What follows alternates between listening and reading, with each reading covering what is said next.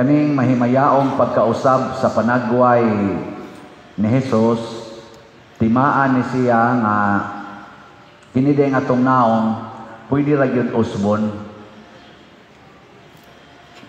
Gilingay mong tupad na nausab na imong naong. Unsaon man pag-usab sa naong, dili na mga cosmetics, dili nang pagpintal-pintal, pangiskis-kilay o uban pa. Kaya na may uban, dako kay gastos ilang naong, pero ni samo tinuod kabati.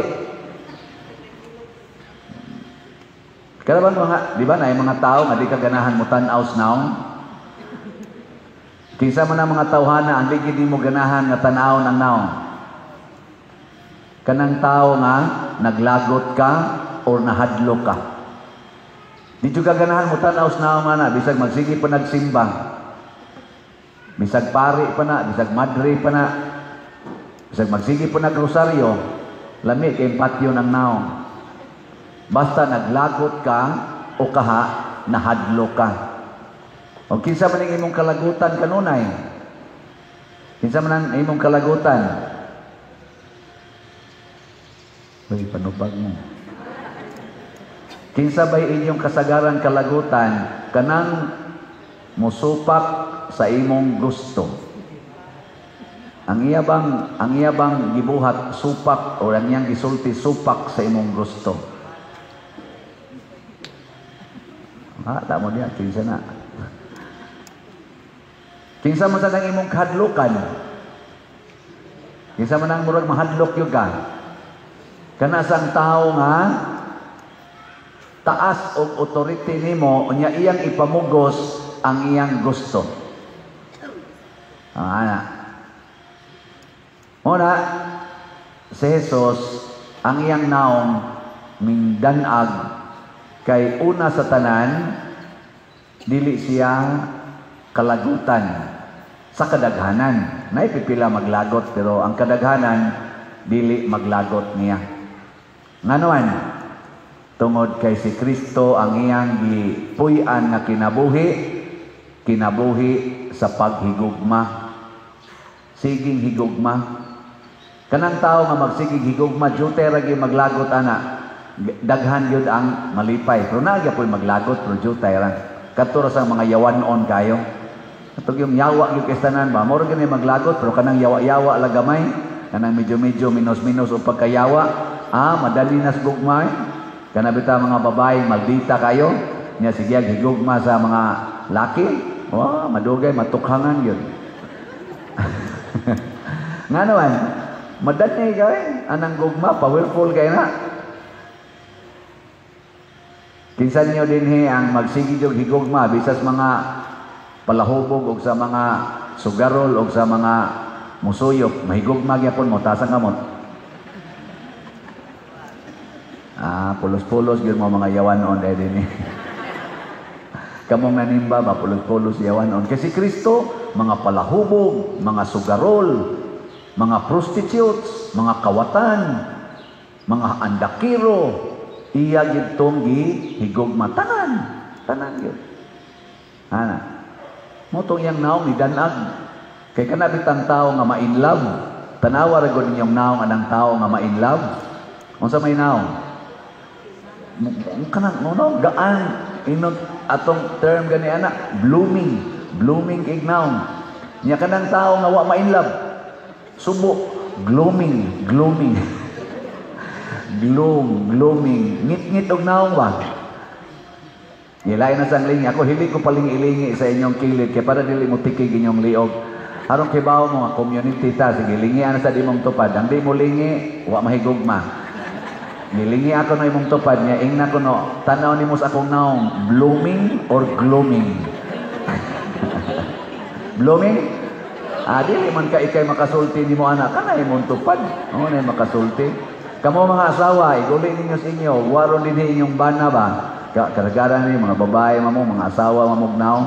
So ay ko no, pangutan na inyong bana, tanaw ni mo sa akong naong, darling, kanang kuan, glooming? Di ba mo ingon na, tamparuson, tanong ka niya.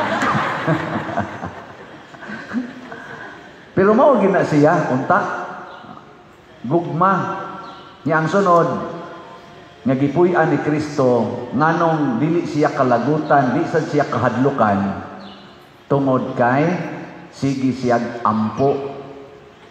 Ampo ba?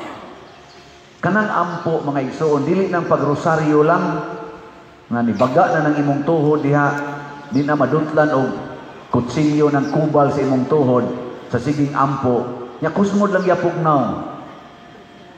Daghan sigig ampo, kusmod lang yapugnaw. Sorry ha, ako lang mong isgutan. Nagsulo mo mga bronda, nindot kay mo tan-awon, murag balaan kay mong naong. Pero kusmo di mong naong, magduda kita. Ang uban pag ani, o pakatangtang sa bronda. Nang libak na. Pari pagigilibak. Tan di malasa. O na ha, unsa ba din ang ampo? Ang ampo para ni Kristo, mao ang pagsurrender sa atong kaugalingon ngadto sa amahan ug ang pagtuman siyang kabubuton dili ang atong kabubuton mo'y tumanon. Mao na ang iyang pagampo nga gitudlo nato nga mo'y pattern sa tanang pagampo kanang amahan namo naa ginadiyas gaunang mga kaakuhan matuman ang imong pagbuot dinhi sa yuta maingon sa langit. Maminaw kita sa pagbuot sa Ginoo, dili ta magsigig diktar sa Ginoo. Ako bitaw dinhi, di man ta ko ganahan mo balhin dinhi. Kay dako pa kay kog utang dito sa akong project na kumbinto dito sa San Vicente. Nya kay ang obispo ning kuan man gyud ning desisyon man na ibalhin gyud ko dinhi dol-dol ra man sa San Vicente sa Liloan. Akong gidawat nya akong gipamalandungan ningon ko, Lord, unsaon man ni akong 70 million. Yun siya, padayon lag baligyag sila. Total, ang kanang naminaw ni mo, wa man na diha sa San Vicente, tuwa mo sa na dito sa Compostela. Karon sa una, maminaw sila. Karon mo tanaw na sila ni mo. Palit mo sila slat sa una nga maminaw ra, samot na girong mo tanaw na. Nilingay mong tupad, ina, palit kang slat. Ina ka no. O mulingo gani, wa ginamaanad og palit og slat. Unya sad dito sa San Vicente 15% raman sila sa total nga namalit og slots nga nakahimo mig projects nga ni worth og more than 300 million pesos. 15% ra ang tuan ang nakakita nako. Ang nihatag ana apil na tingali mo dinhi sa una more than 80% outside the parish. Salamat sa Ginoo. Nya si San Vicente ratoy nagda sa una sa akong mga slots. Karon duha na gid sila, San Vicente ug si Santiago. Yarog dili na maukal na inyong kasing-kasing nga pugsunon kay mo palit og slot. Unsa man ning slot? Ang slot mao nay minimum donation para sa atong proyekto. Mamaanad daw niya mo ana dinhi. Kay ni atay daghang project himuon. Slot-slot ra gid na.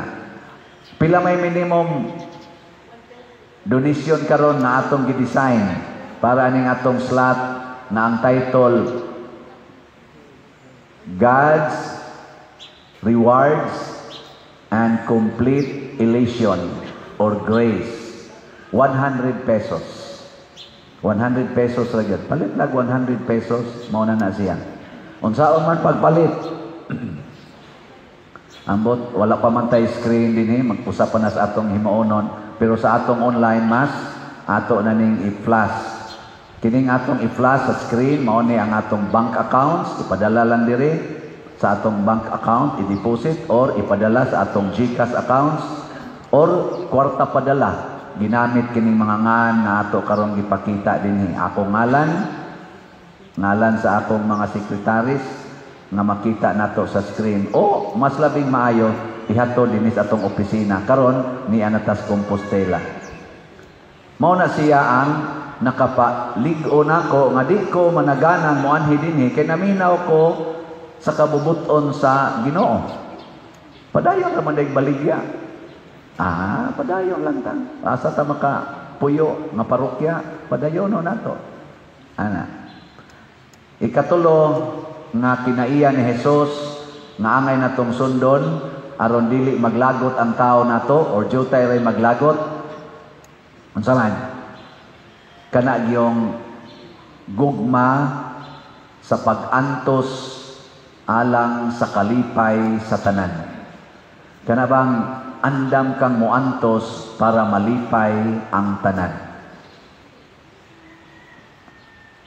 Anong inyong mga naong nangasubo naman?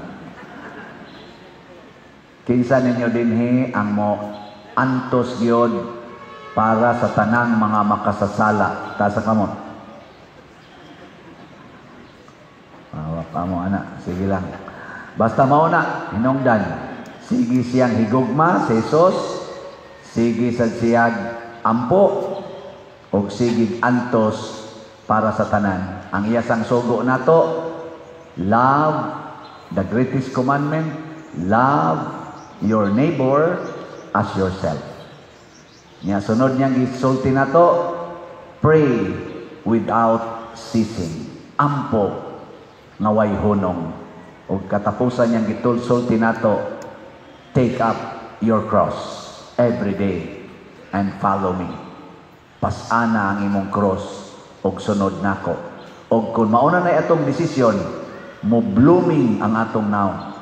Mausab gyud ang imong naong. Suwayo, kung gaaway mo sa imong bana, suway practice kining tulo in relation sa imong bana, di ba? Ikahapon mo kiss na nimo. Kamusang mga bana, imong asawa, sige yaw-yaw, kusmod kay naong. Suway practice ning tulo, alayo ra kay nang duha ka adlaw, mugakos na nimo. Lagi, nya gadalag kutsilyo. Dili tayo kanan. Tuwa mugakos na, lipay na. Og mao ni atong paningkamutan, kuyog ni Santiago, kuyog sa mga santos, labaw na ni Mama Mary, nga kanunay ang tatang maningkamot, nga mo blooming ang ato mga naong sa mahimayaong panagway dili sa yawanon nga panagway. Manindog ta mga Diyos nog naong.